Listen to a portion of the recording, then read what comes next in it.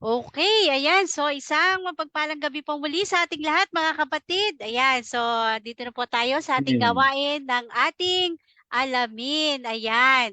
So, nakikita niyo po sa ating screen yung ating pong topic ngayon, ayan, knowing Jesus the God-man. So, syempre po nakita nyo na yung ating post at naikalat na po natin sa iba't ibang pages. So, pa-share po ng ating live at syempre po ang magbibigay ng ating panayam sa gabi na ito ay ang ating Sir Manny. Ayan. So, syempre bago po natin simulan ang ating gawain na ito ay kailangan po muna nating magdasal para po sa gabay ng ating Panginoong Diyos para sa lahat po ng ating gagawing presentation ng ating pong kapatid na si Sir Manny. Okay, pa-share po ng ating live mga kapatid para po mas marami pang ang makaalam ng panayam na ito na ibibigay po sa atin ni Sir maya-maya lang. So let's pray na po muna para sa ating simulan ng ating gawain. Okay, sa ngalan ng Ama, ng Anak, at ng Diyos, Espiritu Santo. Amen. Amen. Panginoong naming Diyos, pinupuri at pinasasalamatan ka po namin. Niluluwalhati ka namin, Panginoon. Maraming salamat po sa lahat ng mga pagpapala at biyaya, higit lalo na po ang biyaya ng buhay.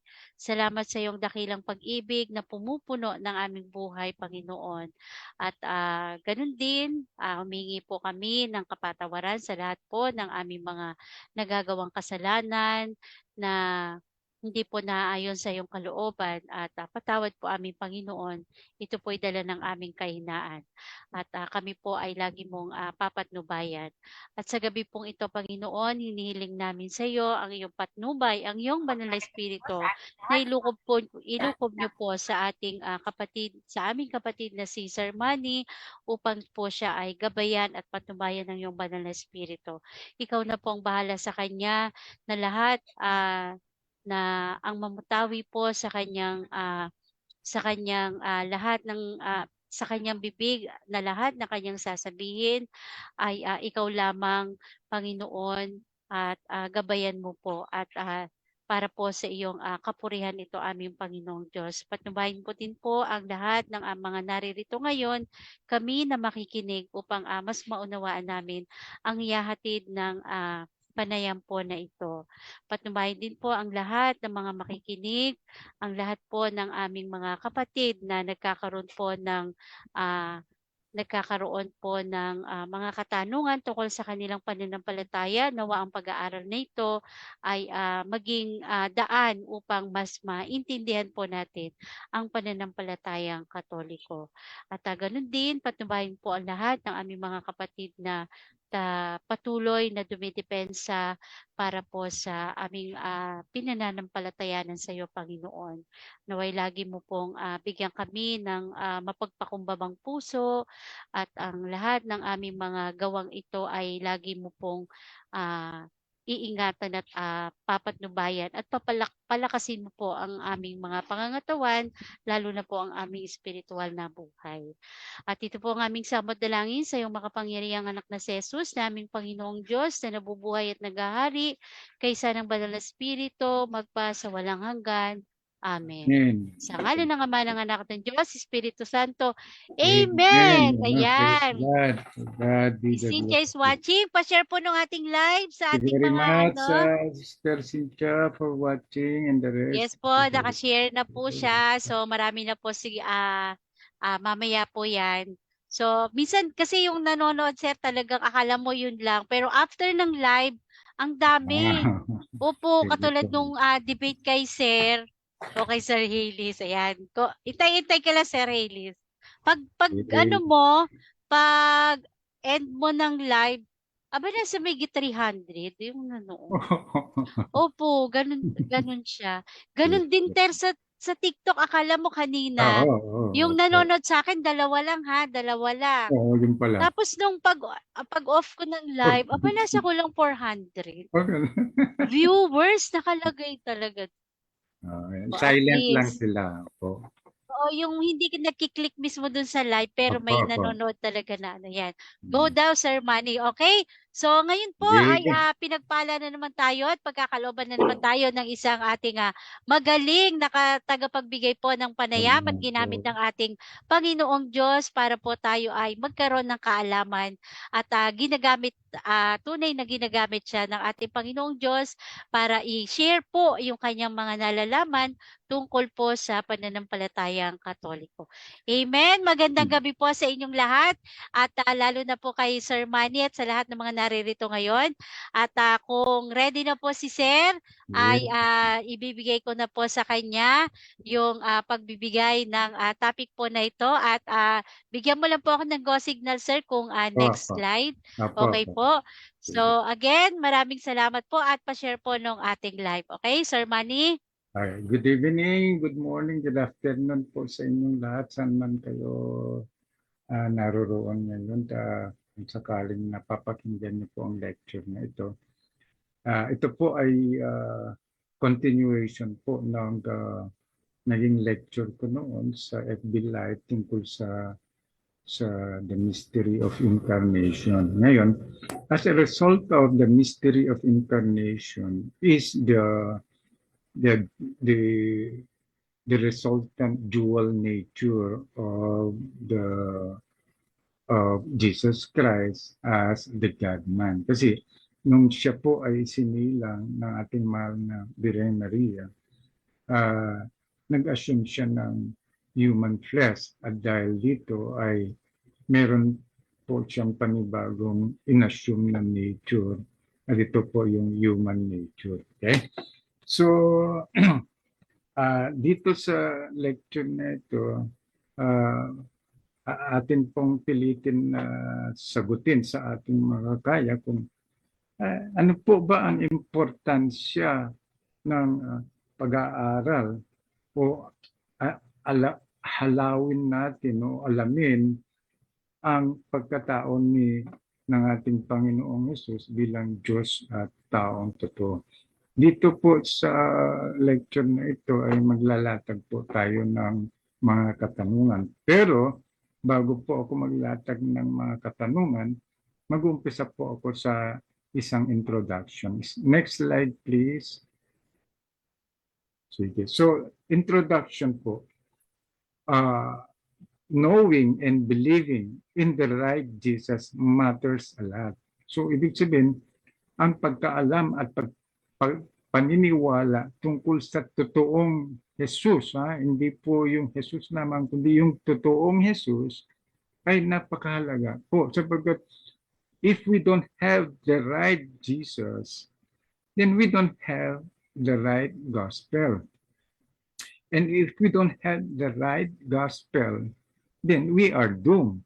Ano pong ibig sabihin? Kasi mayroon pong nangangaral na si Jesus ay tao lamang. So dahil sa pangangaral na ito, ang gospel na pinapangaral niya ay may consequence ito sabagat ang paniniwala niya si Jesus ay tao lamang. So there are dozens of false religions believe in some type of Jesus. But this type of Jesus is not a biblical one. So ano po ang biblical na Jesus? Walang iba kundi si Jesus ay fully God at fully man. Ibig sabihin, totoong Diyos siya at tao rin namang totoo. Yan ang biblical po na Jesus.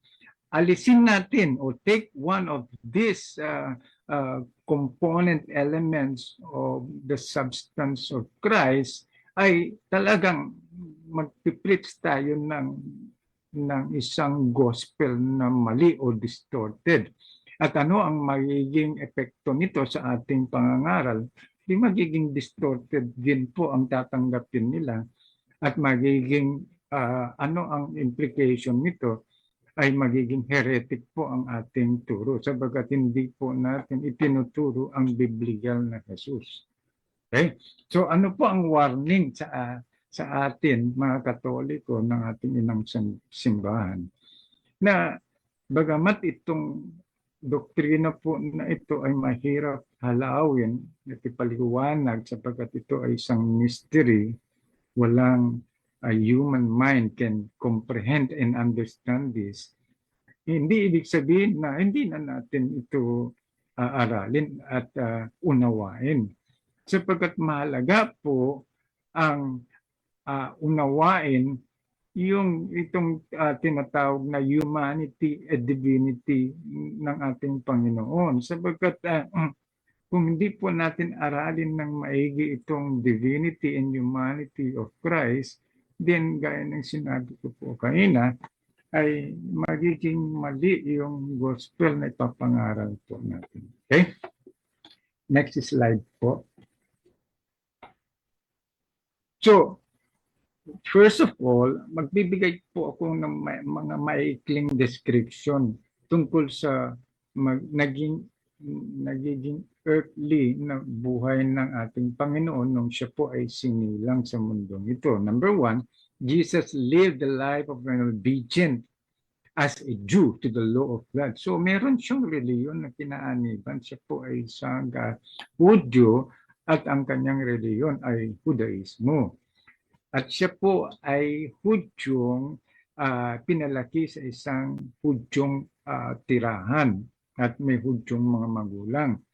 Siya po ay na-circumcised at the age of 8 and 8 days at presented at the temple. Next, aside from that, nung siya po ay lumalaki, nagpasakop po siya sa mga laws at saka celebrations ng kanilang reliyon bilang isang Hudyo. Next, meron siyang kaalaman at kahusayan tungkol sa kanyang reliyon, lalo na sa pagbabasa ng Torah, o ito po ay yung Biblia of first 5 books ni Moses na siyang naging Bible nila noon. At tuwing Sabat ay umattend siya pumupunta po siya sa sinagoga upang sumamba.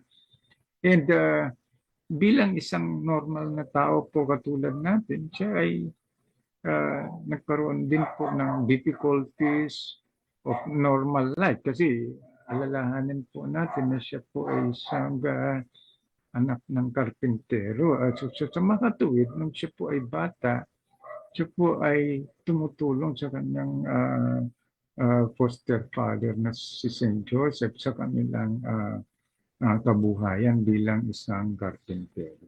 Iyan lang po ang parang overview ng buhay ng ating Panginoon dito sa mundong ito. Next slide, please. Ngayon, doon sa timeline o lugar na kung saan sinilang ang ating Panginoon, dapat din natin isaalang-alang na ang Palestine during that time, which is the land of Israel, ay marami pong nakaka-impluwensya sa kanilang mga kultura. At hindi lang po yan, bagkus ay sila po ay naging sakop pa ng mga Romano during that time. Ngayon, ano ang political and social background during that time na the Jews were allowed to rule the land, pero sakop po sila ng foreign power ng mga Romano. Kaya makikita natin noon na nung panahon ni Kristo, may mga gobernador pong mga Hudyo, pero itong mga Hudyong ito na gobernador ay sakop pa rin ng Romano. Okay? Ngayon, ang mga Romans during that time, they practice tolerance sa mga religious affairs, sa mga social affairs ng mga Hudyo. Kaya lang, pagka nakikita nila na may mga rebellion na nagaganap sa mga Hudyo para i-put down yung pamamahala ng Romano, ay wala silang gagawin po kundi susuhetoin kaagad ito at ang mga parusang ginagawa nila noon ay through the crucifixion at saka beheading at saka ipapakain sa mga hayop. Ngayon, alam po natin na si Jesus ay naakusahan po at siya ay nahusgahan bilang isang kunwari daw po ay mga leader o hari ng mga Hudyo. At dahil dito ay pinarusahan po siya ng crucifixion o pagpapako sa krus. Ayon po sa pamamaraan ng mga Romano. Ngayon, maraming mga theologians na sa pag-aaral nila ng ating Panginoong Hesus, hindi lang ang kanyang buhay economic, hindi lang buhay sa kanyang pamilya, hindi lang yung religious life niya ang pinag-aaralan. Bagkus, ay pinag-aaralan din po ang historical, cultural at political background sapagkat itong mga background po na ito ng ating Panginoong Hesus ay naging influential po sa kanyang pangangaral sa noong kapanahunan po niya. So, ito po ang maikling description po tungkol sa ating Panginoong Hesus. Okay, next slide please. Ngayon, gaya ng sinabi ko kanina, ano po ang importansya at bakit unawain natin ang necessity ng buhay ng ating Panginoon bilang isang God-man o God who assumed a human flesh. Itong mga katanungan po na ito ay magiging central o importante sapagkat to answer them has an effect on how we understand the salvation that comes na ipinapangaral po ng ating Panginoon. Kaya nga kung titignan natin dito sa slide po na ito, kung si Jesus ay hindi po siya totoong tao, may mga implications po na kaakibat nito. Pwede pong pag-ibasa, Sister Malu, yung unang implication kung si Jesus ay hindi siya totoong tao. Sa ibaba po. Yung pinakababa, sir, Apo, go. Without the hypostatic, sir. No, if Jesus wasn't truly man, number one, he wouldn't have. Ito pala. Sorry, sir. If Jesus was not truly man, number one, he wouldn't have been able to represent us in his life and to suffer men. So anong pagkaunawa mo ito dito, Sister Malu, na pag hindi daw totoong tao si Jesus, ay hindi niya tayo pwedeng i-represent. Bakit po kaya? Yung parang wala siyang, kung hindi siya Maging tao. totoong tao,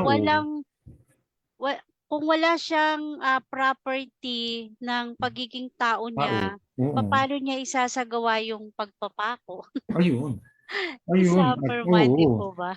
Oo. Yes, sir. Paano niya i-represent ang sangkatauhan at magdusa para sa kasalanan ng sangkatauhan, di ba? Yes, sir. Hindi naman pwede pa ako yung spirito. Oo. Narinig niyo po yan. So, ito ang isa sa mga katanungan na kailangan sagutin natin. Okay? On the other hand, nandiyan ba si Sister Lorena? Opo, sir. Okay pa. Pakibasa mo naman yung isang tanong. If he wasn't truly God, paki-continue mo nga, Sister Malu. Sister Lorena. If he wasn't truly God, he would not have been able to have appeased the Father's righteousness and holy wrath. Anong pagkaunawa mo rito, Sister Lorena?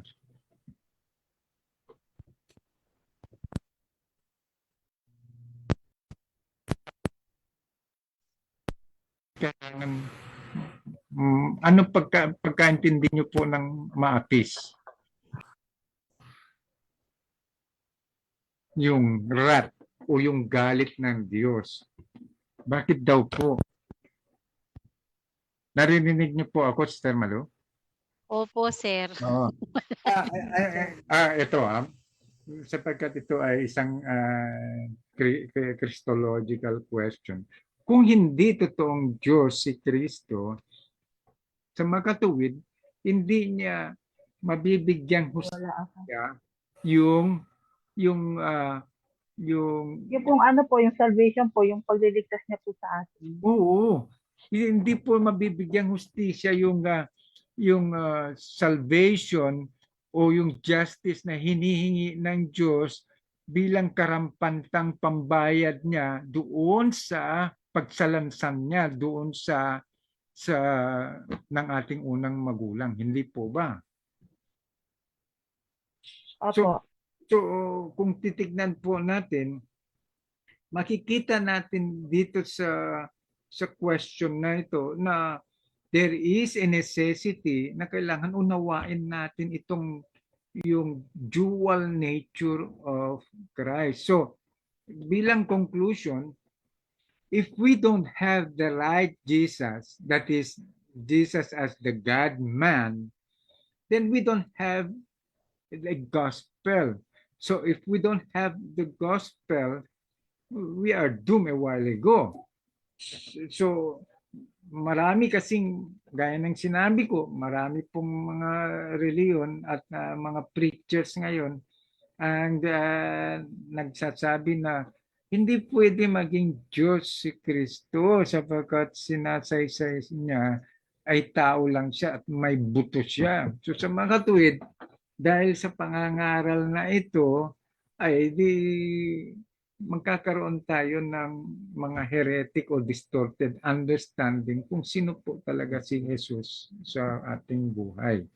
Ngayon, pangalawa, next is that there is a necessity on the part of the God the Son to take on our flesh and giving himself to be our ransom. So, he shows us who God is as the one who spared not his own son but freely gave him up for all of us. At makikita po natin sa Romans 8:32. So, may necessity po na ang bugtong na anak ng Diyos ay kailangan what? Mag-assume ng human flesh at maging tao. Pangalawa, hindi po maisa sa katuparan ang pagiging mediator ng ating Panginoon na ayon sa 1 Timoteo 2:5, for there is only one God and one mediator between God and man, and that man is Christ Jesus. So, makikita po natin dito, Sister Malu, Sister Lorena, at saka yung mga nakikinig na hindi po mafu-fulfill ng ating Panginoon ang kanyang pagliligtas sa sangkatauhan bilang isang mediator kung hindi po siya mag-assume ng human flesh. So in other words, without the hypostatic union of Jesus being fully God and fully man, he will not be able to execute. Thank you very much, Brother Manalili. Thank you. He would not be able to execute his office of being the mediator. So, makikita natin sa conclusion na ito na unless Jesus was fully God and fully man, this act of redemption would have been incomplete. Bakit po incomplete, Sister Malu, sa tingin niyo po? Anybody? Bakit po magiging incomplete sa tingin nyo yung ang ating salvation kung hindi po siya fully God and fully man? Anybody po? Sister Malu, sa tingin nyo po? Sir, Bakit? kasi hindi po pwedeng tao lang po yung napasok sa krus. Hindi pwede. Thank you very much for that. Absolutely correct ka dyan, Sister Lorena. Hindi po pwedeng tao lang ang pwedeng magligtas sa atin. Hindi po pwede. Ngayon, Sir, oh, yung katulad ng mga IFC, ay, tao lang yung ayun na. Hindi tagapagligtas nila tao. Yun na nga. Paano sila dadalhin nun sa Oo, langit? yun na nga. Kasi ang tingin nila kay Jesus ay tao lamang, di ba? Opo. Ayun, kaya tama ba yung gospel nila o distorted yung gospel nila? Yun ang sinasabi ko po kanina na there is a necessity for us to understand the dual nature of Jesus Christ as the God-man. At ito ay hindi maunawaan ng ibang kapananampalataya natin. Maraming ang nagsasabi diyan na si Jesus ay nag-Diyos Ama tapos nagkaroon ng panibagong mode of living, naging Diyos Anak. This is another distorted view of Jesus as the God-man. At yan, yan yung mga pangangaral po ng yung sinasabi nating ROG. Sister, kilala mo ang ROG? Ay, oo, sir. Oo, yan. Kaya nga, mahalaga po na unawaan po natin itong doktrina natin tungkol sa Jesus Christ as the God-man para magkaroon tayo po ng right gospel o mangaral po tayo ng totoong gospel. Okay, next slide please. Ngayon, gusto ko po sana i-clarify itong union o yung hypostatic union para sa ganun maunawaan ng ating mga kapatid na Katoliko na sa declaration po ng Council of Chalcedon ay ito po yung mga clarification o distinction na kanilang isiniwalat sa kanilang definition. Number one, that in the hypostatic union po, there is no confusion or there is no mixture or there is no blending. Ano po ibig sabihin yun? That the human and divine nature are not mixed to form a Jesus Christ. So, there is no mixture in the person. Why? Sapagkat dito sa hypostatic union, there is only one person involved and that is the divine person. Although there are two natures, the divine nature and the human nature. So, ulitin ko po dito sa hypostatic union, there is no mixture or confusion. Ibig sabihin, yung identity ng bawat nature ay intact po. Yan po ang ibig sabihin ng no confusion. Now, next, number two, there is no change whatsoever. Why? Sapagkat when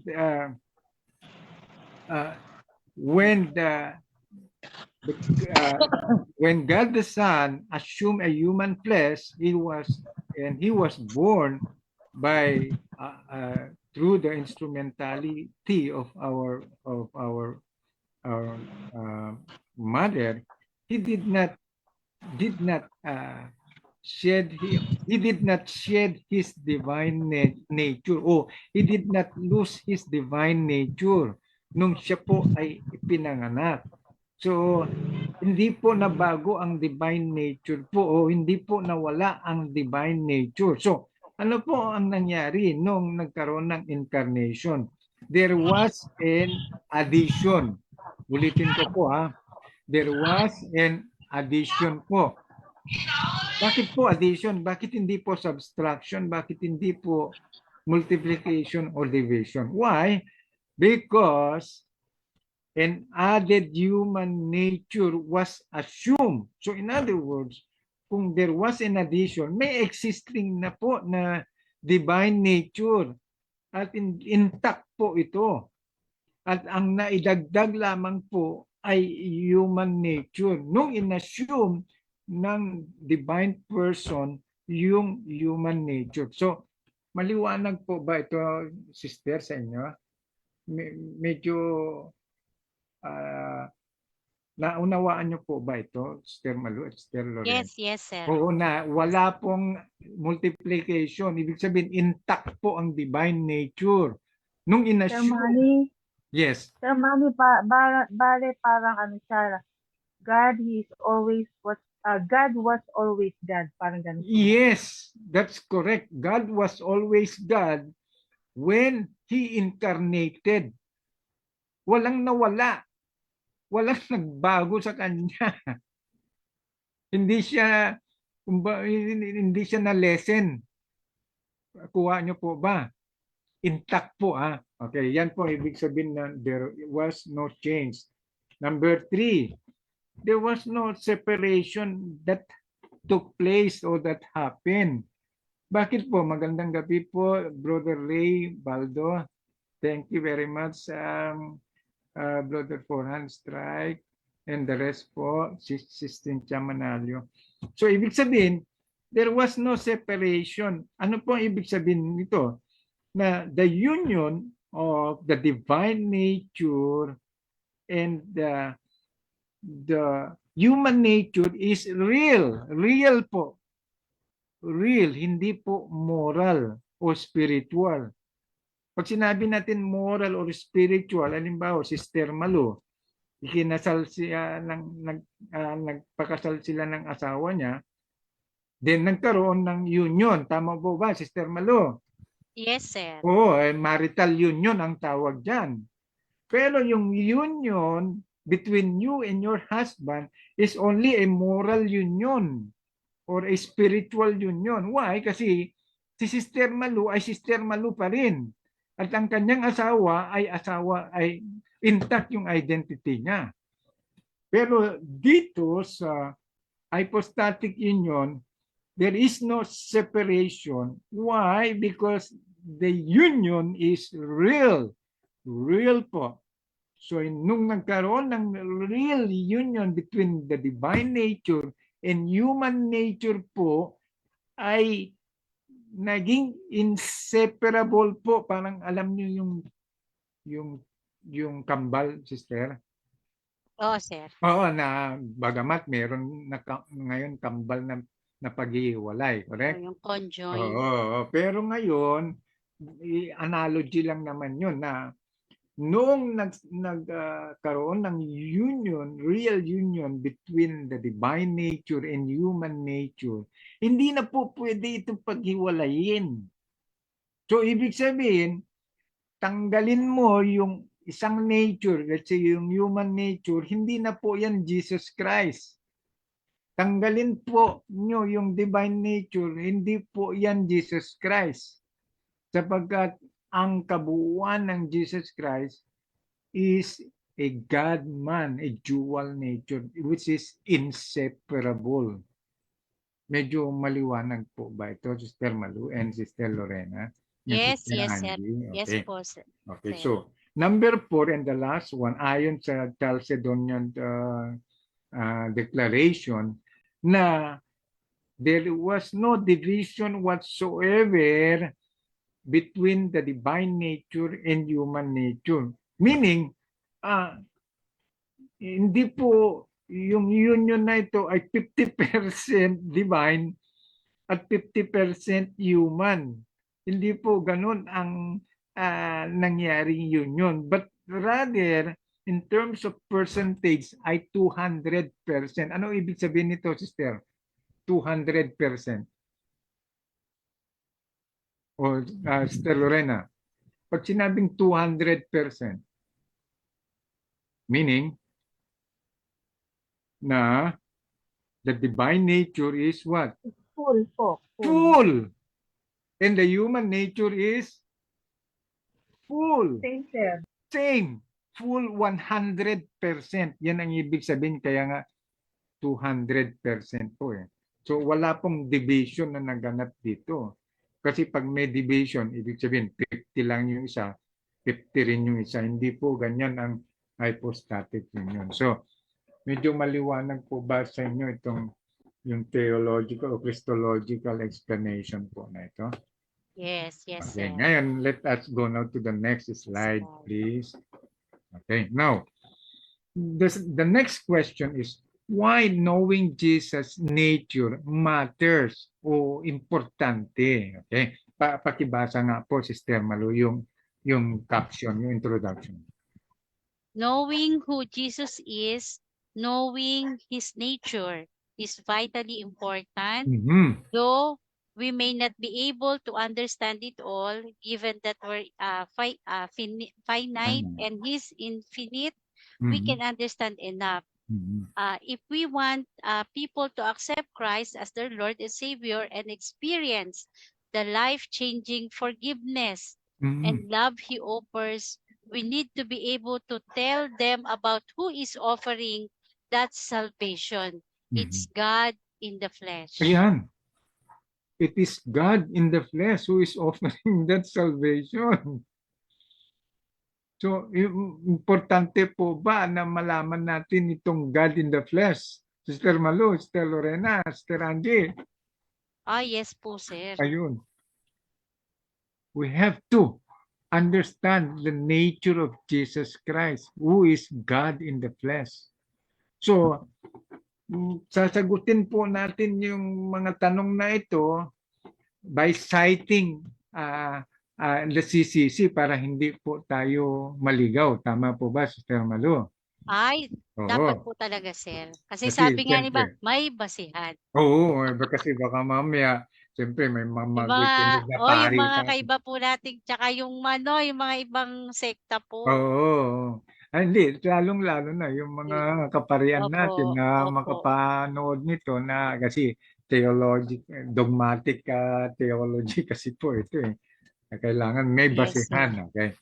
So, ang unang tanong na siyang sinasagot ng ating CCC ay, why did he became flesh? Okay? At may mga kasagutan po na inialay ang ating CCC bilang sagot sa number 1 po na tanong na ito. At isa sa mga tanong ay makikita natin sa 4, 5, 6. Hindi ko na po babasahin yung marami, kundi yung summary na lang po. At ang summary ay to accomplish our salvation in it. Ibig sabihin, para sa katuparan ang kaligtasan ng tao doon sa kanyang laman. Okay? Next, 463. Pakibasa nga po, Sister Lorena. Yung 463 463. po. Opo. Uh, by By this we this. know the Spirit of God. Every spirit which confesses that Jesus Christ has come in the flesh is of God. Ayan. So, kung hindi daw po natin i-confess na ang ating Panginoon ay nag-assume ng human flesh o became human flesh, then hindi po mali po ang ating confession. Hindi po tayo sa Diyos. Okay? Another reason kung bakit He became flesh is sa 457 in order to reconcile us with God. Bakit po sa tingin mo, Sister Malo? Bakit ito ay isa sa mga dahilan kung bakit nagkatawang tao ang Diyos? Bakit kailangan i-reconcile? Ano po? Bakit po? Dahil, Yes. kasi Go. sir, yun nga yun sa mga previous po na lecture nyo sa amin, na hindi hindi hindi nga na pwede yung hayop, hindi nga na pwede yung tao Mhm. na mamagitan Okay. dun sa tao at Diyos. Kaya Mhm. kinakailangan nung isa talagang Diyos na magre-reconcile po sa tao at sa Okay. Diyos. Kailangan niyang gawin ito. Yung kailangan mag-assume siya ng human flesh upang yung reconciliatory mission na iniatang sa kanya ay matupad. Ang galing. Next, 459. Sister Malu, pakibasa po. Okay? To 459. be our model of holiness. Bakit kaya po sa tingin mo? Nung si Jesus Because ay God nangaral is dito. holy. We need Ah, to be holy, same holy. as God. Okay. Yon. Yun. So, Dahil yun, Diyos ay banal, kailangan natin maging maging banal. banal. Ayun. Magandang Sir gabi po, Sir Manny, Arel Van. Sir Magandang gabi Manny, po. ano ko lang, idagdag ko lang po yung kay Apostle Paul. Sabi Yes. niya, Apostle Paul emphasizes is an act of extreme humility. Jesus, though he was in the form of God, God, did not count equality with God with God. a thing to be grasped, but emptied himself, taking Correct. the form of a servant, being born in the likeness of men. The Ang galing. divine one stooped to our level. He fully shared in our human experience, yet somehow loses nothing of his divinity. Ang galing. Ang galing. Ang galing. Maraming salamat, Sister Cynthia, dahil dinagdag mo po yan. Yan yung tinatawag na kenotic experience of the divine. The emptying of one's nature in order to what? To become part of humanity. Ang galing. Thank you very much for that, Cynthia. Sister Cynthia. So, 460, pakibasa nyo nga po ito, Sister Cynthia. Wala po siya. Ako na lang po, Sir Manny. Ay, sige, sige. To make us partakers of the divine nature, thus receiving divine sonship. Okay. So, ito po ay isa sa mga kadahilanan kung bakit kailangan mag-assume ng human flesh ang ating Panginoon para tayo ay maging partakers o kabahagi ng divine nature. Ibig sabihin, i-uplift po niya ang ating sugatan at weakened na nature dahil sa kasalanan po ng ating mga magulang. Thank you very much, Sister Emma, for watching. Now, the second question is, why he has a dual nature? Pwede pakibasa po, Sister Malu, yung sagot niya ng CCC sa 464. Opo, Go. sir. Nagdoble-doble yung ano niya, sir. Pero nabuti. Nababasa naman. Sige. Opo. The unique, altogether singular event of the incarnation of the Son of God does not mean that Jesus Christ is part of God and part man, nor does it imply that he is the result of a confused mixture of the divine and the human. He became truly man while remaining truly God. Jesus Christ is true God and true man. Ayan, yan na po ang sagot ng ating simbahan. Ito ang dahilan kung bakit siya nagkaroon ng dual nature. Okay? Na yung pagkakaroon ng dual nature, hindi ibig sabihin partly God siya o partly man siya. Hindi po ganoon. Kundi fully God and fully man pa rin po siya. Okay? So, napakahalaga po pala na maunawaan natin itong dual nature ng ating Panginoon. Okay, next slide please. Yan. The third question is, what did the church then declare with this union? Okay, kailangan maunawaan po natin kung ano ang declaration ng ating simbahan. Sister Lorena, nandiyan ka po ba? Opo, sir. Sige, pakibasa nga po yung isang confession o declaration ng ating simbahan. Number 1. We confess that one and the same Christ, Lord and the only begotten Son, is to be acknowledged in two natures without confusion, change, division, or separation. The distinction between the natures was never abolished by their union, but rather the character proper to each of the two natures was preserved as they came together in one person, prosopon, and one hypostasis or nature. Hypostasis or nature. Ang galing. So nakikita po natin na dito sa mga in-highlight po na ito po ang dineclare ng ating simbahan. At makikita natin yan sa CCC 468. Sinundan po ito nung declaration ng Constantinople. Pakibasa nga po, Sis Malu. Opo. Okay. Constantinople in 553 confessed that there is but one hypostasis or person, or person, which is our Lord Jesus Christ, one of the Trinity. Thus, everything in Christ's human nature is to be attributed to his divine person as its proper subject. Not only his miracles, but also his sufferings and even his death. Nakita niyo po. Sorry. Nakita niyo po dito na sa 468 na there is only, since there is only one person in Christ, and since this one person will serve as the proper subject, everything that Christ does must be attributed to this one person. And what is this one person? This is a divine person.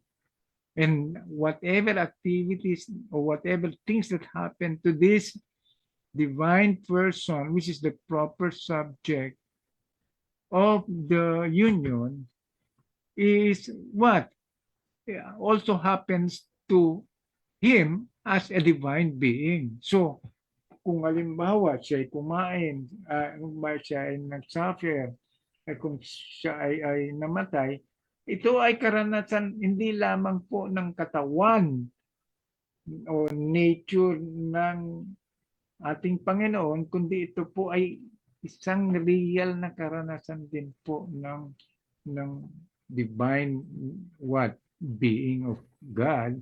Why? Because the proper subject is the divine person of Christ.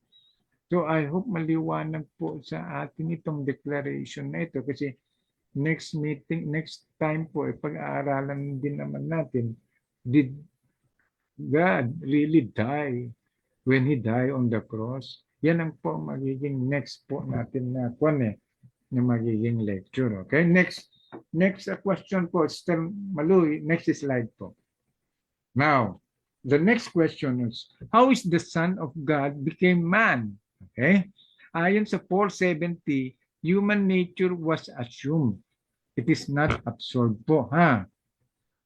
Ibig sabihin, the church confessed the full reality of Christ's human soul with its operation of intellect and will and of his human body. So meron din po intellect and will ang Kristo bilang tao.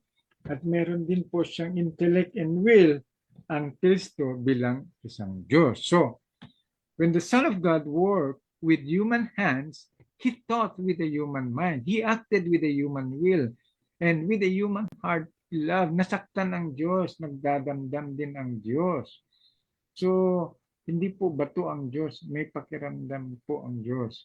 He was born of the Virgin Mary.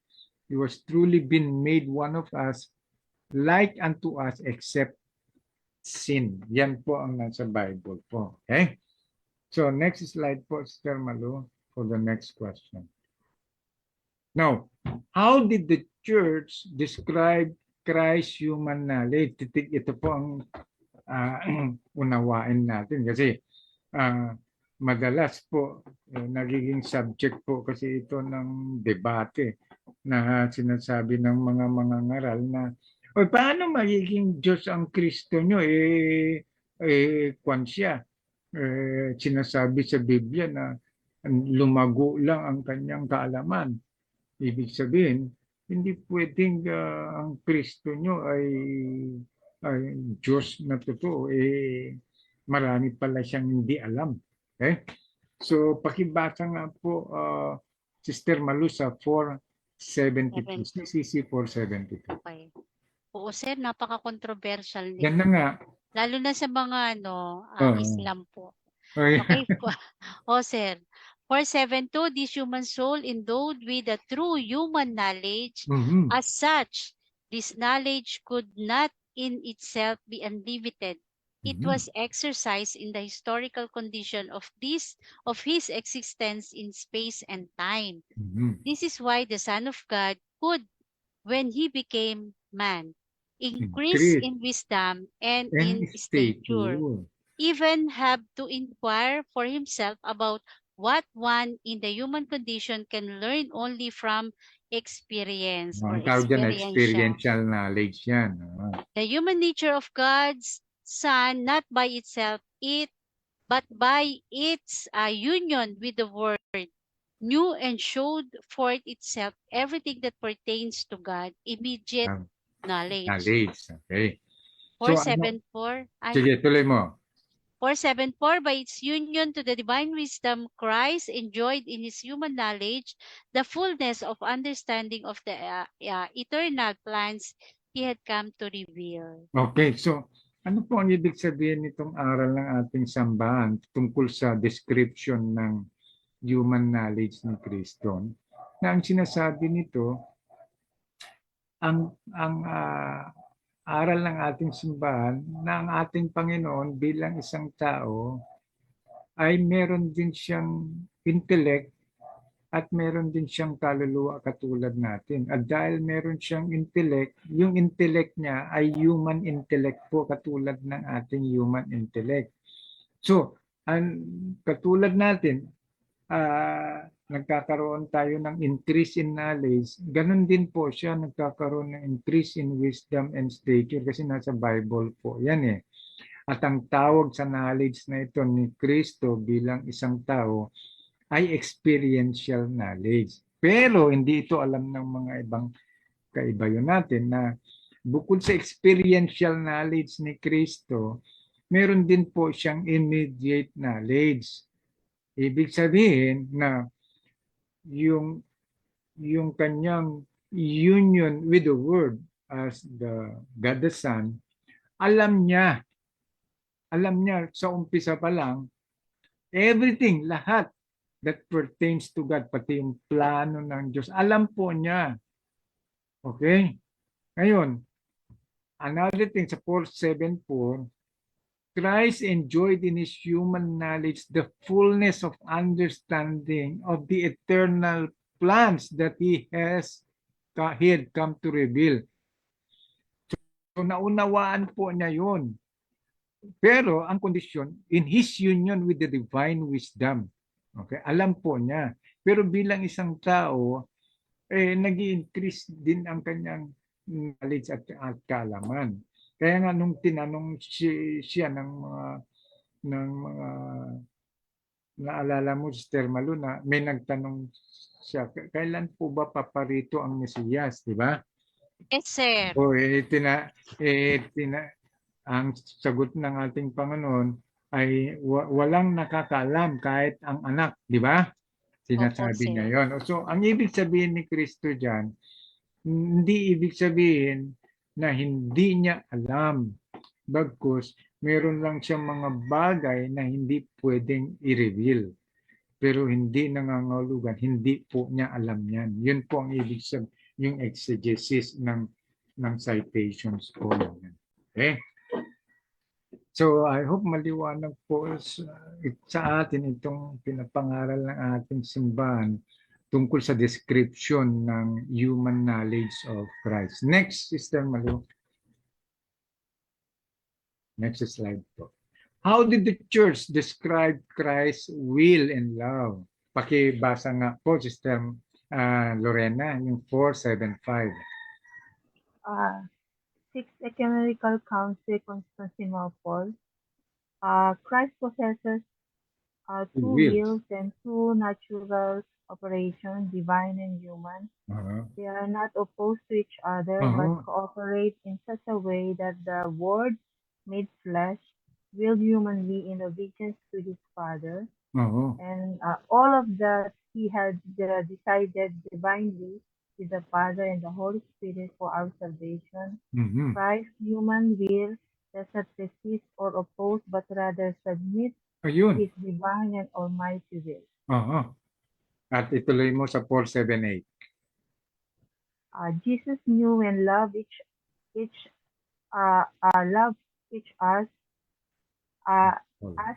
and all during his life, his agony and his passion, and gave himself for each one of us, the Son of God, and gave himself for me. So in other words, this is how the church described Christ's will and Christ's love. Now, Christ's will, there are two natural operations in Christ.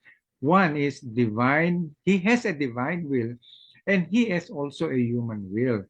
But these two wills are not opposed each other, but they cooperate. Nagko-cooperate po itong dalawang ito. Sa paanong paraan po?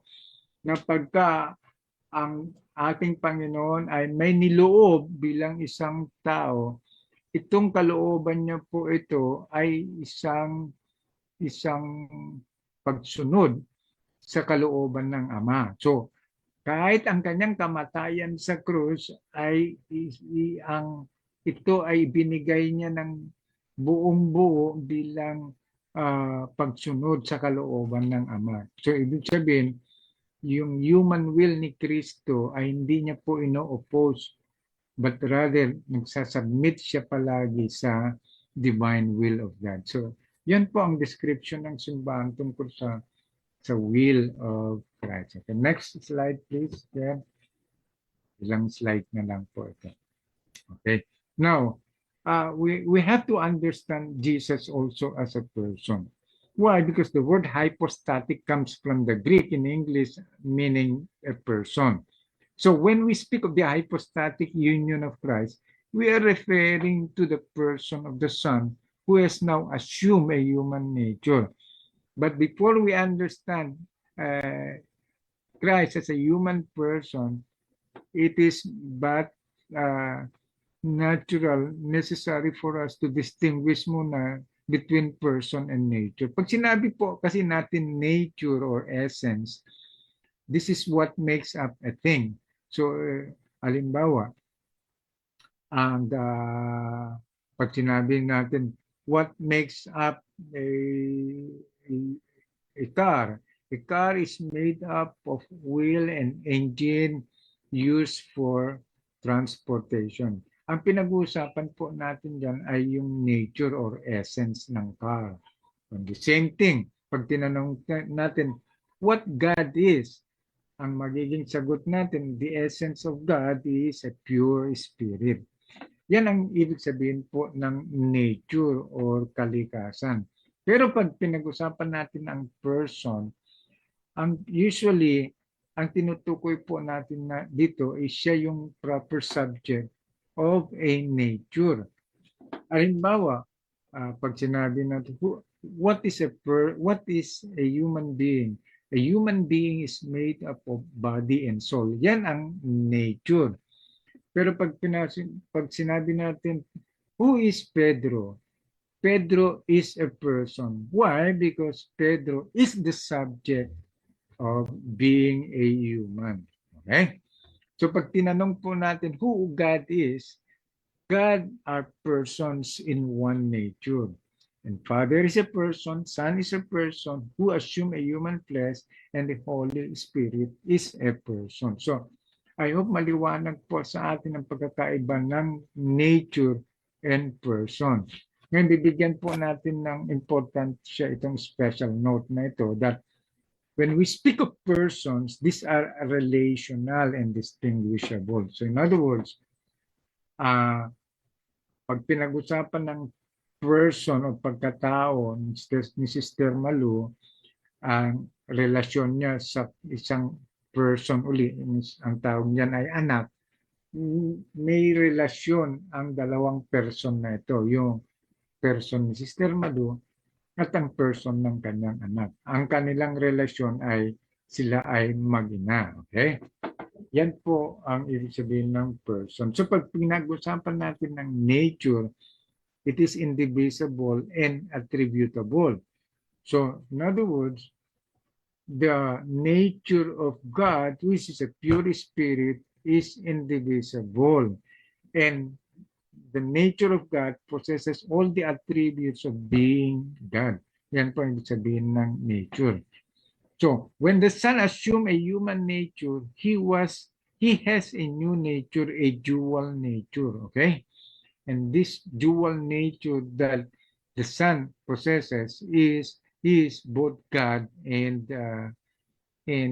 man at the same time, okay? So that is how to understand Jesus as a person. Next slide, please. Termalu. Okay. Now, marami kasing nagtatanong, ito bang doktrina nyo ng hypostatic union ay kailan ba ito naganap o ano ba ang duration ng hypostatic union? Pwede pong pakibasa, Sister Malu. sir. Yes, sige. When the Blessed Okay, what Virgin, is ito, when the Blessed Virgin had pronounced the the assenting word. assenting words, be it done to me according to thy word, Luke 1:38. At that moment, the Son of God was, through the supernatural activity of the Holy Ghost, conceived in Mary's womb. The conception of Christ implies three Three factors. factors. Number one. Number one, the creation of Christ's human soul. Number Number two, two. the infusion of the soul into a union with Christ's body prepared by the activity of the Holy Ghost. Number Number three. three, the assumption of the human nature by the person of the Word.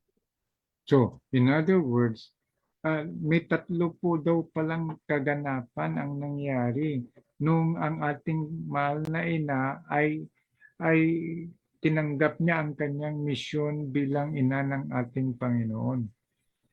Number one is the creation of Christ's human soul. So yung human soul ng ating Panginoon was created instantaneous po. Hindi po ito tinatawag na dumaan sa time frame. Okay?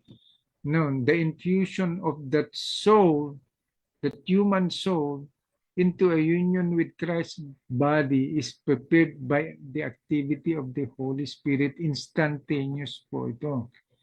Next, the assumption of that human nature by the person, which is the divine person, is also instantaneous at simultaneous po. Hindi po nagkaroon ito ng time frame po.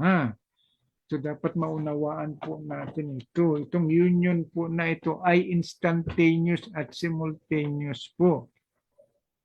Kaya nga sinasabi rito, the human nature of Christ never has its connatural human personality nung nag-assume siya. So wala pong human personality ang ating Panginoon. But as soon as Christ's human nature was constituted by the union of his soul, at that very instant, it was placed under the dominion of the person of the Word. So, sino po ang nag-assume sa human nature? Wala pong iba kundi yung divine person po. So, dahil dito, the divine person who contained within himself in an eminent manner all the perfect personality communicated to that human nature. So in other words, his own existence made it intimate. Henceforth, the incarnate word could say in all truth. So in other words, pwedeng sabihin nung divine person who assume a human flesh, it is I who walk, it is I who suffer, this is my body. So, Sister Malo, anong pagkaunawa mo po dito? Na nung si Kristo ay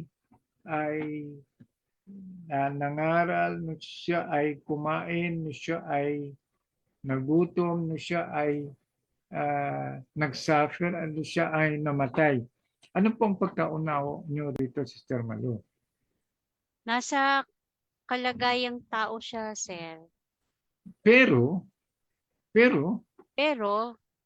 at the same time, Diyos din po siya. Ayun, so in other words, at alam natin na hindi po pwedeng paghiwalayan yung kalagayang tao at kalagayang Diyos niya, correct? Yes po, sir. At alam natin na yung divine person is the proper subject of the nature of the person of Christ. So in other words, nung sinabi ni Kristo na I suffer, anong ibig sabihin nito? Yun lang po bang katawan niya ang nag-suffer? Hindi po, sir. Ayun, hindi. Sabi nga, kung ano yung naramdaman ng human nature niya.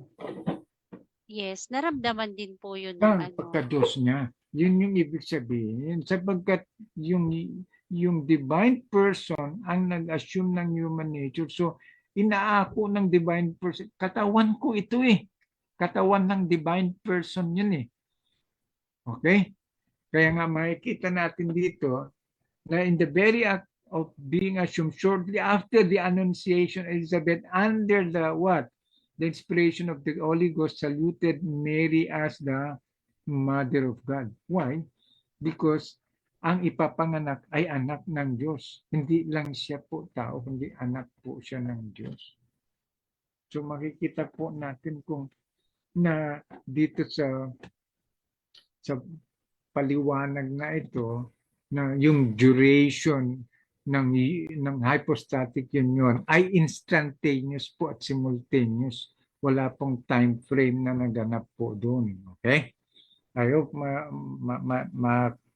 malalim po ang Christology na ito, pero I hope na nakadagdag po sa pangunawa niyo tungkol kay Kristo. Okay, next slide please.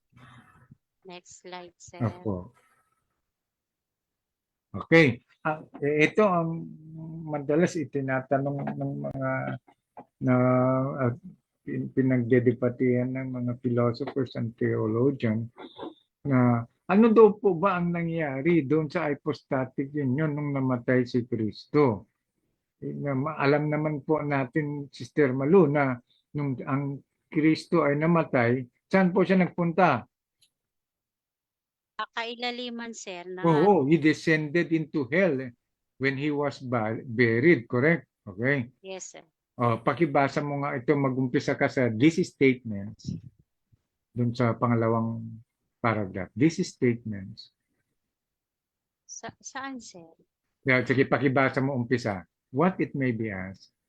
What it may be as happened to the hypostatic union during the triduum of Christ's death, the Apostles' Nicene Creed, which are infallible documents of faith, tell us that after his death, Christ descended into hell and that he was buried.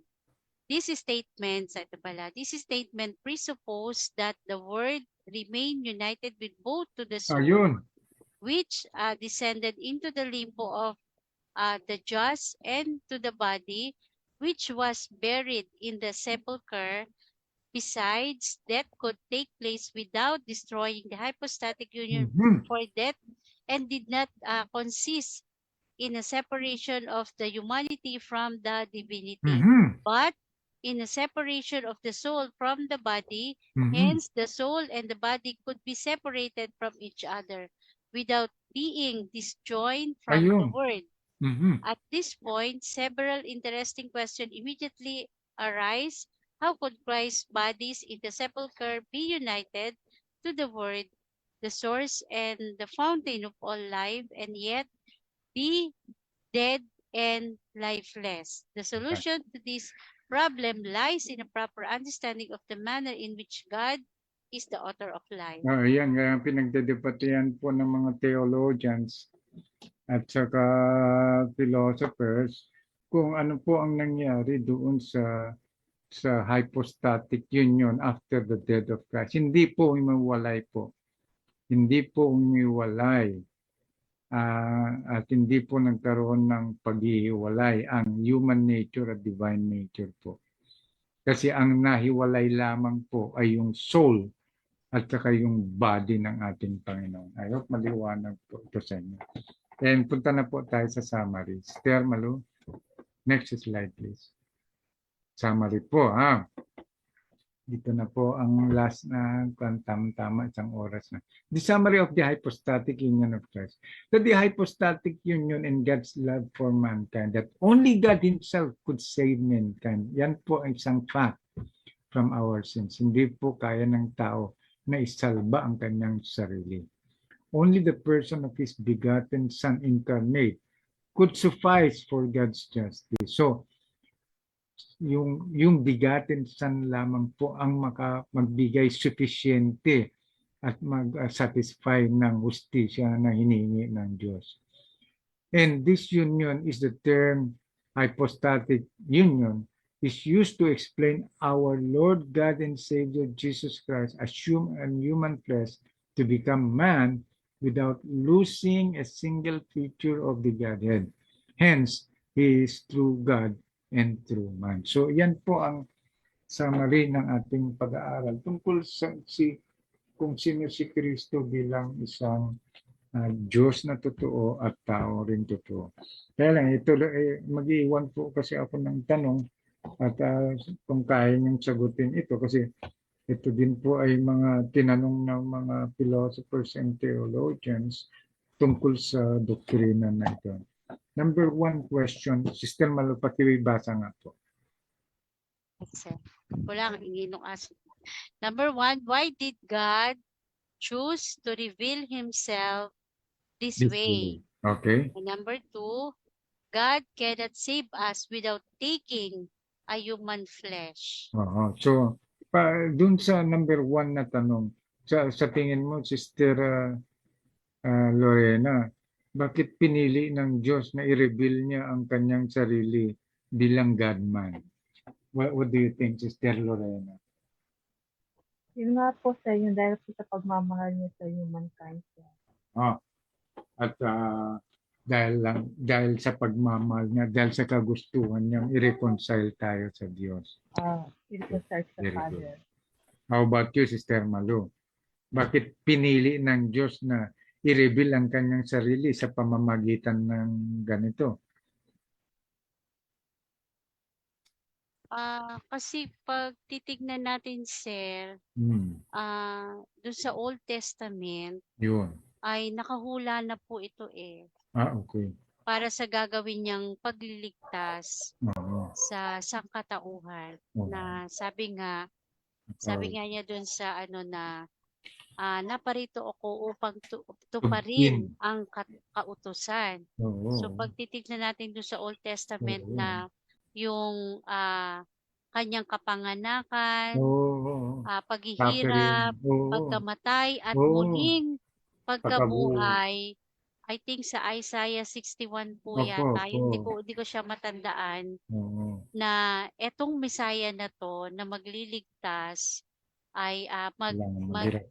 maghihirap, Oo. mamamatay at Sacrifice. muling Ding mabubuhay. mabubuhay. Ang So galing. kung hindi niya gagawin Oo. ito, kailangan niyang gawin kasi kailangan niya talagang i-reveal yung sarili niya para Oo.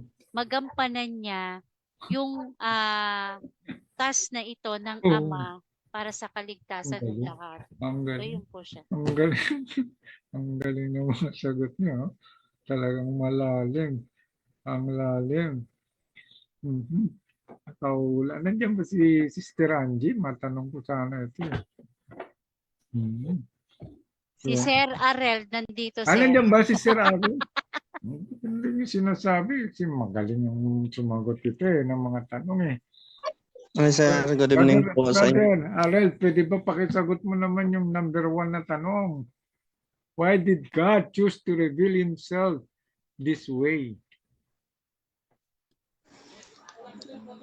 God chose to reveal Himself this way because this is the only way Yun. kung saan ay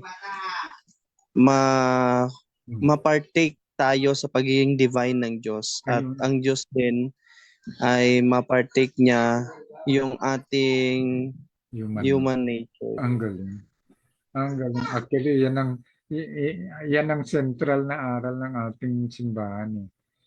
That God choose to reveal Himself this way for that very reason. Thank you very much, Brother Aaron, for giving me that answer. That is actually the answer of our Mother Church. Ang galing. Ang galing. Yun po talaga ang sagot ng ating mahal na inang simbahan. But why did God choose to reveal Himself this way? And this way we may simplistic man yung mga rason na ibinigay ng ating mahal na ina katulad ng binanggit ni Brother Arel, pero malaman po ang mystery kung bakit sa ganitong paraan, bakit kailangan pa siya maghirap. Oo, inihula nga yan, pero bakit kailangan pa siya maghirap? Okay. Number 2, pakibasa nga po, Sister Lorena. Cannot God save us without taking a human form? Ayun! Oo. Anong sagot mo dyan, Sister Malu? Ano, sir? Cannot God Save us without taking a Yang human galing sa isang flesh? theologian yan si Saint Ambrose eh. Oh. Sa tingin mo, hindi ba tayo kayang iligtas ng Diyos na ba't kailangan pa niya magkatawang tao? Ang Bro Manny, yeah. Oh. Bro Manny, pwede ba Oh, kasi yeah. Ito na. Ayan, si Sir na lang sasagot. Ayan na. Si Sir, Haylis. Ayan na. Ito na yung ating Ano lang debate. pag sa konting kalaman ko lang, pag-unawa ko lang kasi Sige. hindi tayo pwedeng kasi yung tao kasi nagkasala tayo sa infinite being. Ayun. Kaya kahit patayin tayo lahat na tao, hindi tayo Oh. pwede pambayad kasi finite yung nakasala. Tapos tayo Diyos ang nakasala sa atin. Kaya kailangan Diyos ang magbayad. Ang Ayun. problema dito, Oh. paano magbayad ang Diyos? Hindi naman siya nakasala. Ayun na nga. So, dapat tao ang magbayad. So ang nangyari, ang Diyos nagpakatao. Ayun. Wow, galing. Narinig niyo. Solve yung problema ng Panginoon. Bingo. Narinig niyo yun sa isang debatista natin. Hindi lang pala ito debatista, theologian din Oh, pala ito. galing no. Sir Eman, tama po yun. Agree ako Pagkakan doon. mo nga, Brother Arnold. Bakit? Kasi Hindi po- pa tayo kayang iligtas ng Diyos within wink of an eye? Powerful ang Diyos eh. Kasi po, God is justice. So, Oh. it is the law of God na the wages of sin is death. Yes. So, ang bayad po sa kasalanan ay kamatayan. At yun nga, instead na ang human ang mamatay, tayo, so, ang Diyos ang namatay in human form, taking the wrath of God on the cross. Kaya nga, nasabi ng Panginoong Hesus na, my Father, why have you, my God, why have you forsaken me? Oo, Kasi po niya na talaga naramdaman na ang tindi ng galit ng Diyos pagdating sa kasalanan. kasalanan. So, God cannot just save us na in a blink of an eye, just Oo. like that. Because God is justice. So, there must, meron talagang isa na Pagbabayad. magbabayad. At Oo. justice must be served talaga. Oo. So, to take the wrath of God, Jesus took all of the punishment on the cross. The most shameful death, Shameful. the most terrible way to die, a person can die, yun na yung tinanggap ng Panginoong Hesus. Kaya doon niya pinasan yung kasalanan ng tao sa cross. At nung namatay siya, naramdaman niya yung wrath of God doon sa cross na yun. Kaya nga, nung nanalangin siya sa Gethsemane, naglabas yung pawis at dugo eh. Kasi alam niya yung mararanasan niya. Alam niya talaga. Oo. At hiniling niya pa na tanggalin yung cup ng wrath of God doon sa kanya. So, pero sabi niya nga din, Not my will. it's your will and not my will be done. Ang galing. So, tinanggap niya Ang rin. galing. At natupad po yun, Brother Arel, nung sinabi niyang consumatum est, di ba? Yes po, Natupad na. Ang galing. Ito yung mga gusto kong dapat mangaral dito eh. Mag-lecture dito eh, Brother Arel. Saka itong si Brother Helis eh. Itong mga Sister Malo. Bakit Yes, sir. hindi nyo bigyan ng break itong mga malalalim na mag-lecture na Malapit na yun, Sir. Tsaka Ah. si Sir Arel. Malapit na. Kasi ito may Pwede, sis, pwede. Ay, Oh, nako. sir. Pag-pray natin yun. Pag-pray natin. Ay, Oo, nako. kahit yung kay Mama Mary. Nako, Brother Kahit Alex, isa dun saka sa dogma Brother niya. Elias. Nako, sayang yung Si mga... Sir, pang ano na to, pang bardagulan na to si Sir. Kaya nga eh. Hindi, lalo na itong si Brother Arel, alam Si niya Sir eh. Raylis, oh. Oo, saka si Brother.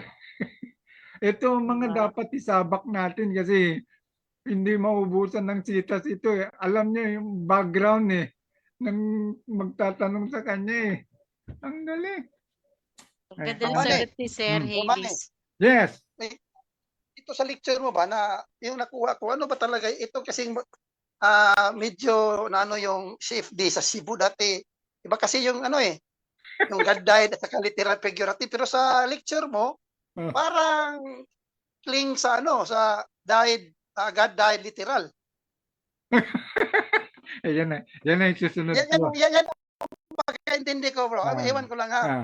Hindi. Di ba? Ako, Tama ba sir, sa Hmm. ako, Sir Hilis, ang pagkakaintindi ko kasi doon, ah, doon sa yung nauna pang lecture ni Sir, bakit siya, totoo bang merong namatay? Kasi 'pag dinefine natin yung death is the separation? separation of body and soul. So, Oo. nangyari ba yun kay Kristo doon sa Nangyari po. second? Nangyari, nag-separate sila. Oo, So, po. literal siya na Literal. nag-separate. Correct, May correct. nag-separate Experience. na Body and literal. soul. Oo. Kaya nga pumunta dun sa kailaliman, while yung divine ano niya, nandun sa sepulcher. Ibig sabihin, yung literal doon, literal na nag-separate siya. Body and soul. Oo, Yun nga, body sis. and soul. Nag-separate yung body at And saka soul. yung soul. Oo. So literal na may namatay, sis. Patay talaga yung Diyos, parang ganun. O kasi nga yung definition ng death, separation. Of body and Kaya soul. nga, Paghihiwalay. Oo. Paghihiwalay, Pero, hindi yung- siya yung walang malay, hindi. tama sis. Pero yung contention kasi sa dito, sa Cebu din, ah, Oo. marami daw sila mga verses, magpasa din sila ng mga, ano ba Ah, yung pamasa nila, yung mga dogma-dogma. Oo Ang nga, ang Diyos, dami, di hindi na mamatay. ako Paano yan? yung, Kaya nga, yung ano ni kaya nga, Sir Manny, oh, yung paghihiwalay, kasi nga, dun sa ating fundamental belief, nakalagay doon, the separation of body and soul. So, literal siyang nag-separate. Hindi yung ano, oo, kaya nga dun sis, nga kaya kami nga sis. nagtataka. Kaya nga, di ako naguguluhan talaga ako kasi, Ako rin, Sir. both camp kasi, sabihin nila, nasa dugma kasi sila. ah, Pero, Oo. alam mo bro, Manny, sis, Apo. no, yung tindig Oo. ko, iba rin ang tindig ko. Hindi lang ko, may ganito ang tindig ko. Kasi, ang nababasa ko lang na dugma sa simbahan, God died lang. Diba? Apo. Pag Oo, sabihin Sir. nila God literal, hindi na yan dugma. Opinion na nila yan. Pag sabihin po nila na God in human nature, opinion na nila yan. So dapat be respectful opinion. Kaya ang sinasabi sa simbahan, Oo. God died lang. Diyan lang tayo. Huwag tayo O, wag magdagdag. nang Kasi pag magdagdag, dadagdagan. kasi Correct, ang correct. sa Cebu kasi magdagdag sila, sabi nila, in human nature. Ah, Opinion Oh, na nila pareho yan. nagdagdag, Diba? Sir. Opinion Doon na nila yan. nako-confuse yung tao. Oo. 'Di ba, Sir? Then, 'Di ba, then, Sir Ellis, yun nga. yung isa may Yun nga, literal, yung isa, ano ba yun? Yung human isa, nature may only. human nature. Oo. Pulo sila Figurative. nagkiklaim na dugma. Figurative. Pulo Oo, sila pero Pulo sila nagkiklaim na dogma, pero dinagdagan nila ng sentence. God died literal. oo, dito, Paano maging dogma yan? Ang dogma dito, sa simbahan, God died pinapaliwanag lang. ni Sir, yung pagse-separation, yung talaga meaning ng death. Kaya nga, Ang death, kaya nga. hindi siya yung, ano ba to? Yung, alam mo na yon yung walang Annihilation. malay. Yung Kaya nga sis. Yun nga dito, sa akin. oo, Kasi Sir. ang isa ring ang isa ring ano ko no. Para kasing Kaya ako ano hindi ko na sa God died nakikialam din eh. figurative. Kasi ang ano kasi 'di ba? Ang dogma natin ni Mama Mary, Mary, the mother of God. Correct. Ha? God Oo. lang, Jesus at sa tao. Correct. Tama. Oo, Pero Sir. pag dito sa God died, bakit tao lang? Yan sa Bakit nang-explain nila. literal, may literal Oo, tapos merong hindi. ano. Kasi ang sa dogma natin sa simbahan, Mary, the mother of God. Correct. Parehas na po God. Parehas na yan sa God died. Correct. Pero ang atong dogma sa Mary, the mother of God, He is the God, both divine and human. Oo, magkasama. Di ba? O magkasama dyan, dogma natin. Pero dito sa God died, ang sa Cebu, God died, tao na lang. Hindi sinama yung divine. Tapos yung sa Paano isa na rin, ma-explain? may butas din kasi yung ano yung sa kabilang kampo, may butas din yung Meron din. pagpapaliwanag. Kaya na ang sa akin na lang talaga sa akin lang nila kung mimik, ilinespeto ko ang Ako dalawa. rin. Yun na Oo, lang yun kasi na lang. puro kasi nila nagkiklaim pero dinagdagan nila ang dogma ng simbahan. Paano maging dogma na Oh, yun? yun Dinagdagan lang yun lang yung nakalagay sa ano talaga eh. lang eh. God died lang eh. Kahit doon sa 3 o'clock habit natin, 'di ba? Sige. So yun. Ayan nyo. Yun. Pagka next lecture ko, i-simplify natin yung bagay. ano, i-clarify mo, bro Manny, para hindi Apo, pa apo. loko-loko si FD ngayon. Oo. Kasi, Opo. Di na rin ako nag-aano, sir, kasi yung Hindi. ano kumbaga, pag tayo nakialam pa both side, madadamay. ayun nga eh. Oo, sa akin nga, magbabasa lang ako ng mga paliwanag nila. Sabi ko, puro sila tama eh. Puro tama, may mga basihan. May mga librong binabasa, Oo, may pareho mga may dugpa-dugpatic binabasa. pronouncement, lahat may mga kuwan. Ano ba to? Kaya sa akin na lang sana, respect na lang sa ano paniniwala. Okay. Oo. Doon na lang tayo nakatintro sa God. Doon na lang tayo, wala na. Lumalim sabi ko, masyado wala- no? No, sir? Lumalim masyado. Ah. Lumalim yung Bale, ano nila. let us leave that thing to mystery kasi that is mystery. Yes. Yan nga. You cannot Ang comprehend. problema, yung problema gani bro man, yun ang dahilan, nagkawatak-watak yung CFD, parang tinatawanan na tayo sa ano eh. Kaya nga, sir. Ang daming naapektuhan dun sa issue na yun. Ganun. Marami na Pati talaga. sir, yung mga kabataan natin talagang willing na willing Talaga. yung mag-aral nung nako-confuse. Karoon ng confusion. Doon sa both parties. Kahit anong mangyari naman ito simbahan natin, hindi na naman ito mawawala eh kasi yes, si Tommy yes. Christ eh.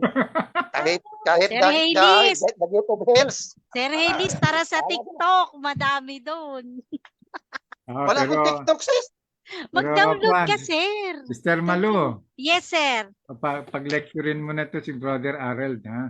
Oo, sir. Talagang, Sir Harold, ito ang gusto kong, kahit isa lang dun sa dogma ito ang ng gusto kong mapakinggan eh. Kasi kung Blessed paano Mary. niya idepensa, paano niya sawatain Yes nga, sir. yung mga kapwa niya kapananampalataya. Magaling sa depensa ito eh.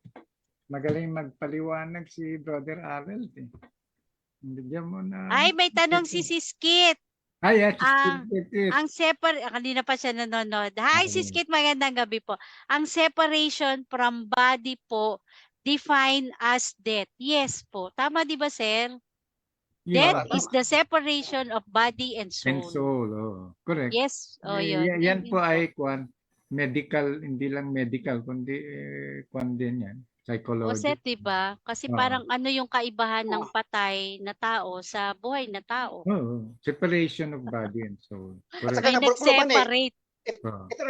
Ito rin medyo nalito ako dito ba? Kasi ang aral kasi ng simbahan natin is ito, the act of one is the act of all, sa three. Diba? Yan di ba tama ba ko, Romane? Sa Trinity.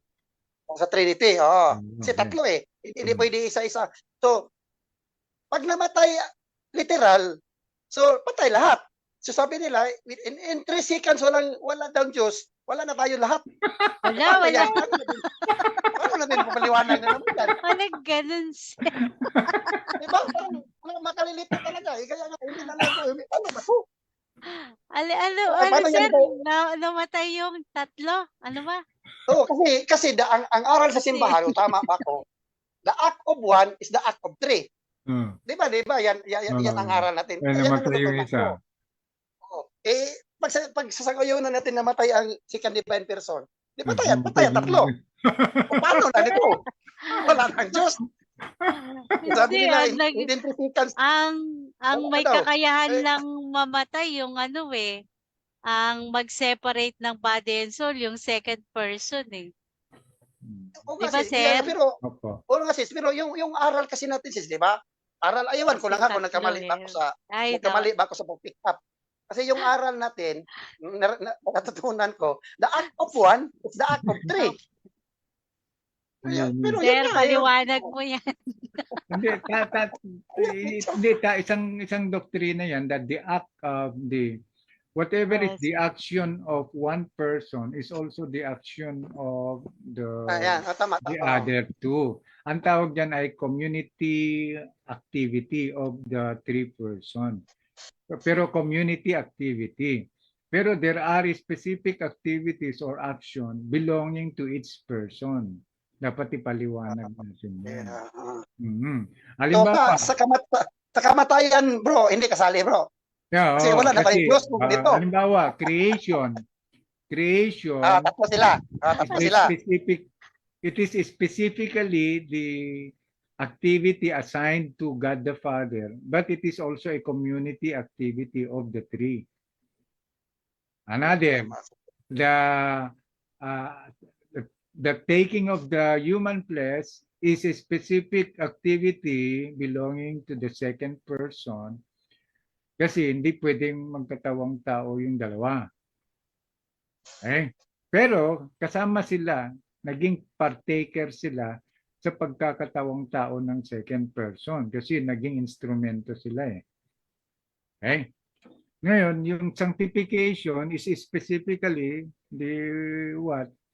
It is an activity assigned to the Holy Spirit. But it does not preclude na ang Diyos Ama at ang Diyos Anak ay nagsasanctify din. Ang tawag dyan ay community. So, nung namatay ang second person, that particular experience is exclusive of the second person. Kasi siya lang po kasi ang nag-assume ng human flesh eh. Okay, So, okay. hindi po pwedeng magkaroon ng kamatayan yung pure spirit, which is God the Father and God the Holy Spirit. Bagamat ha, nung ang nangyari ang kamatayan ni Kristo sa krus, naging participative din yung God the Father and God the Holy Spirit kasi nawala nga yung hininga eh. Pero hindi ibig sabihin nakaranas ang Holy Spirit ng kamatayan katulad ng kamatayan ni Kristo kasi walang mga katawan ito eh.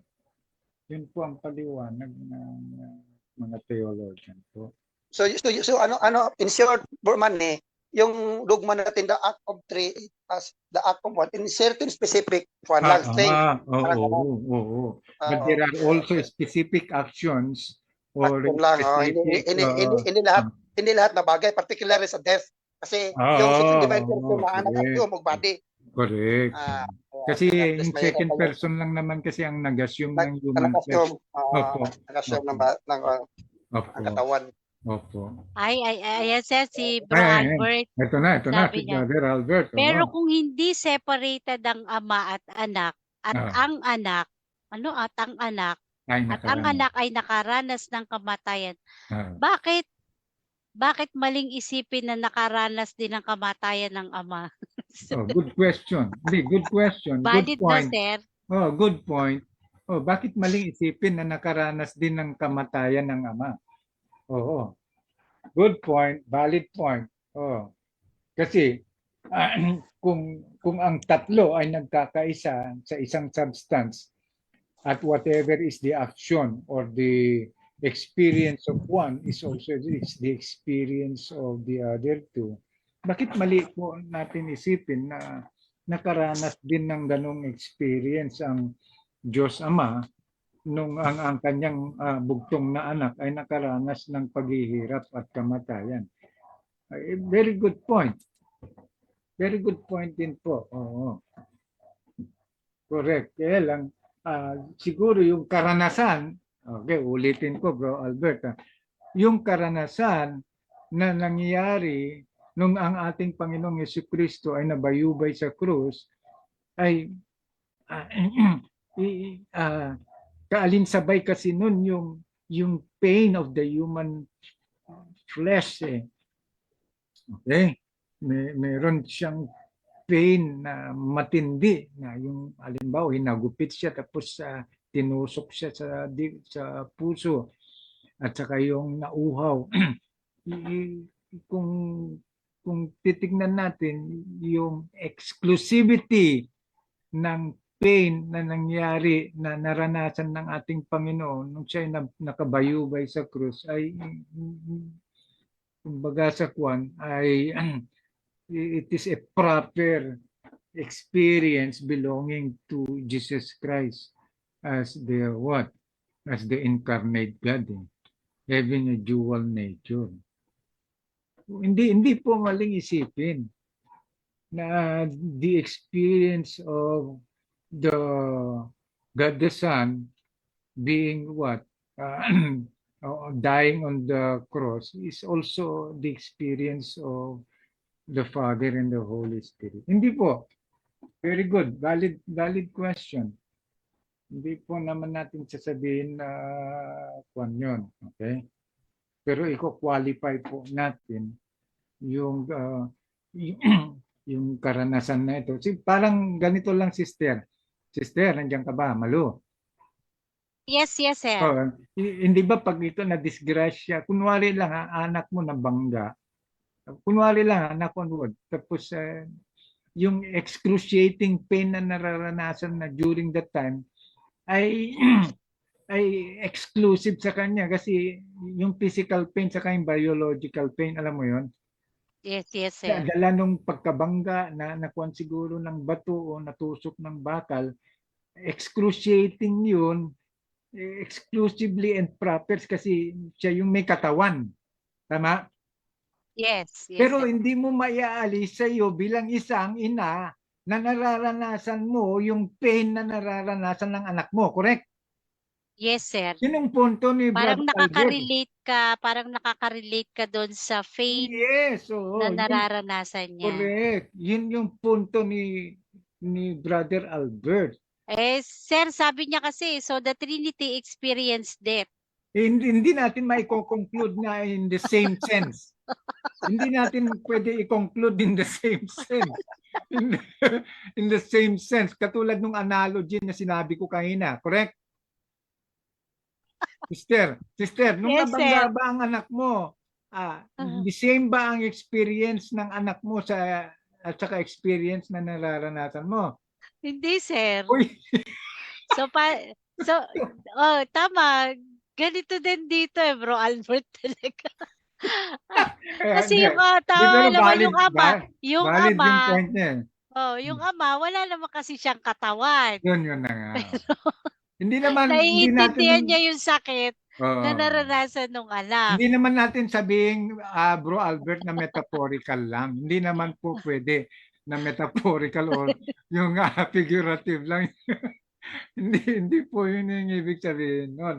Kundi the pain itself, maybe in some sense, sasabihin ba natin it's a real, but not as real and excruciating as the experience of Son of Jesus Christ nung siya ay nakabayubay sa krus. Not. Parang yung experience ni Sister Malu bilang isang ina at yung experience ng kanyang anak na siyang actual na na-aksidente. Tama po ba, Sister Malu? Opo, sir. In that sense, Metaphorical daw. hindi. Yun na nga, ayaw mo, Bro Albert, yung bang separation of anak at saka ama ay itatopic natin dito sa next lecture ko. Huwag kang mag-alala. Thank you very much for this Pero sabi niya, sir, pero teka muna, yun bang hindi divided at hindi separated ng hindi separated ang ama at anak, literal yun.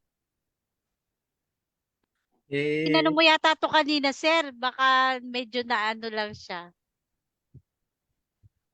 Dun sa second person na yun, di ba, sir? Oo. Bro Albert, sa second person na yun. Yung sa hypostatic union yun. Oo, yung kasing kwan ko kanina. Yun. Oo, yung Hindi lecture ko yun yung kanina. ama. Oo, hindi. Wala yung Sana- ama na ano doon. Na masundan kasama. Oo. Sa hypostatic yun. Nung second person. Kaya next time, pag nag-lecture ako na... Sir, nako, i-lecture mo, maraming nagugulo. Hindi, totoo. Opo. Pero maganda yung mga ganitong mga tanong na Opo, sir, lumalabas kasi encounter talaga natin. yung ano. Oo, kasi ibig sabihin na sige Bro Albert, isama mo si Bro Jesse and the rest ng mga katropa mo. Sige, next time. Oh, Nasa TikTok kami, sir, eh. ganun. Minsan, join uli Opo. ako. Join, Opo, sir. i-send mo sa akin yung kwan. Pagka naka-live, may Sige, live sige. po yung platform. Thank you very much, Sister Lorena, Sister Angie, Brother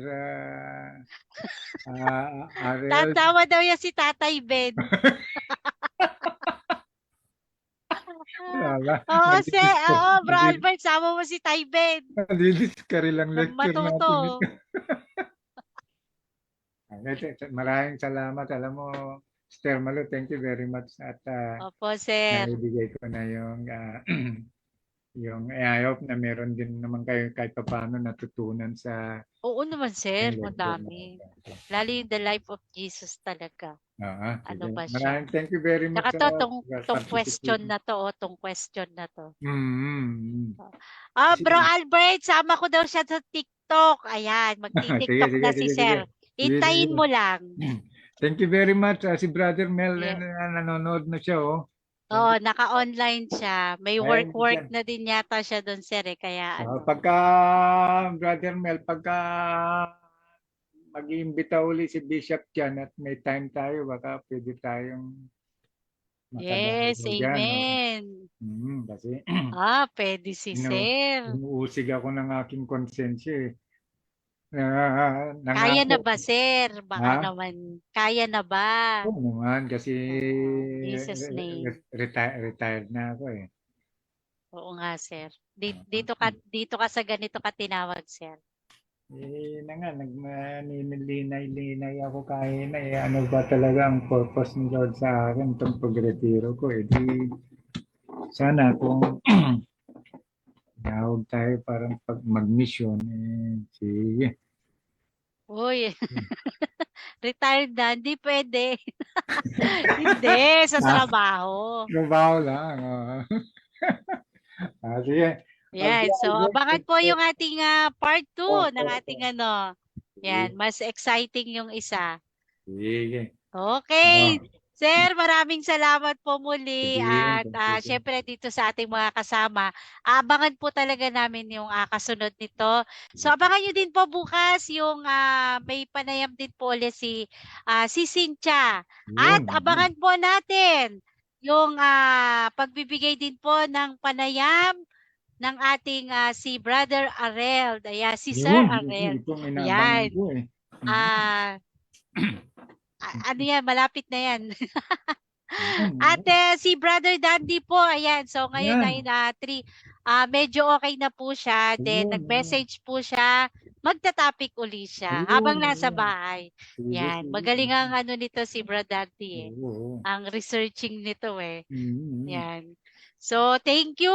Lalong-lalo na po dito sa atin, si Mamanji, si Brother Arel. Then siyempre, si Sir Halis, yung ating talaga namang makisig na debatista ngayon. Sir, hintayin mo lang, nahanap ka na, naghahanap ng schedule. At kinokontak pa yung isa. Stay put ka lang dyan. At syempre po, yung busy-busy sa kanyang trabaho. Si Sis Lorena, David, ayan. At syempre yung...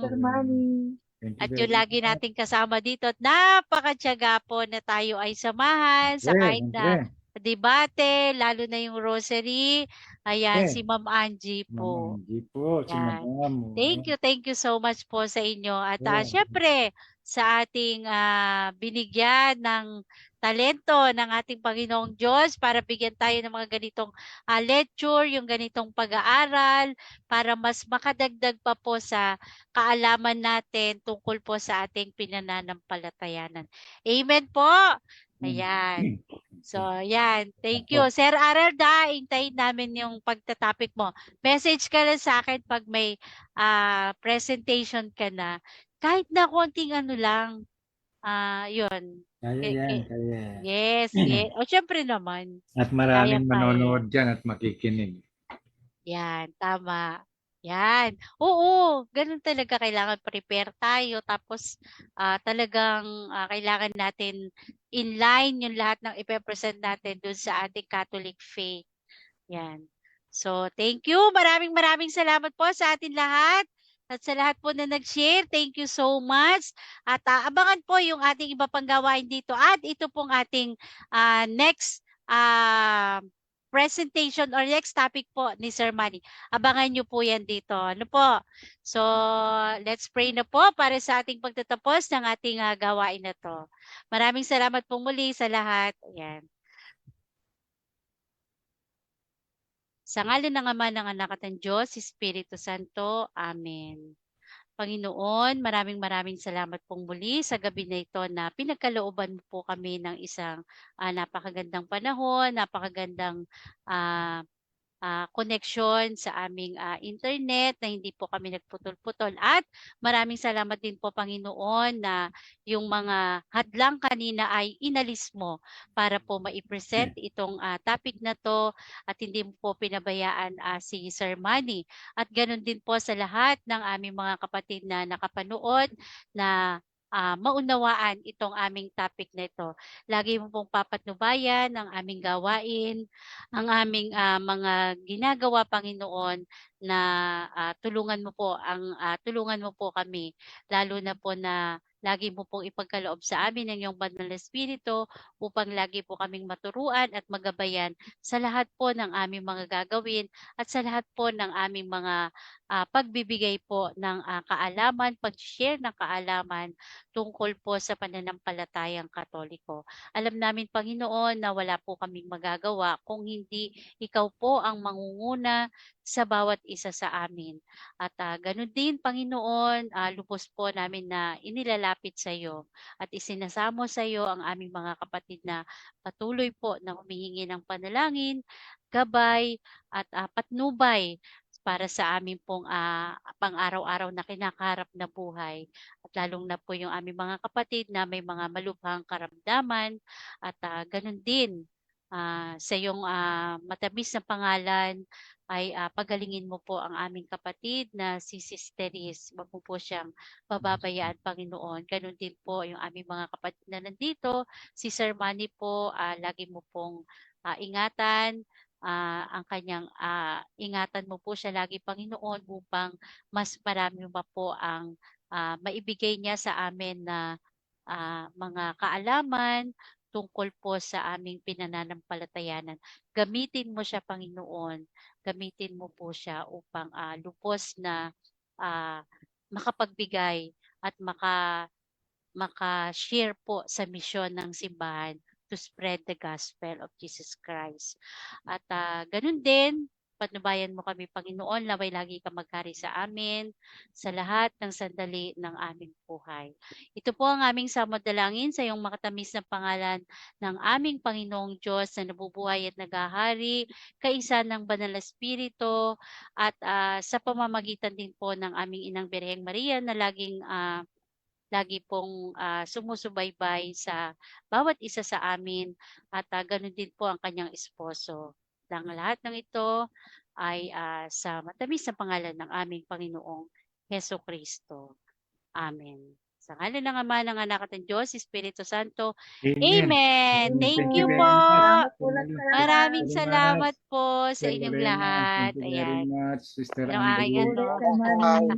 Thank you very much. Abangan niyo po bukas Jared. yung ating yung ating pong kay si Cynthia. So may pasok po kasi siya ngayon kaya siya wala siya dito. Yan. Thank you. Maraming salamat at God bless us all.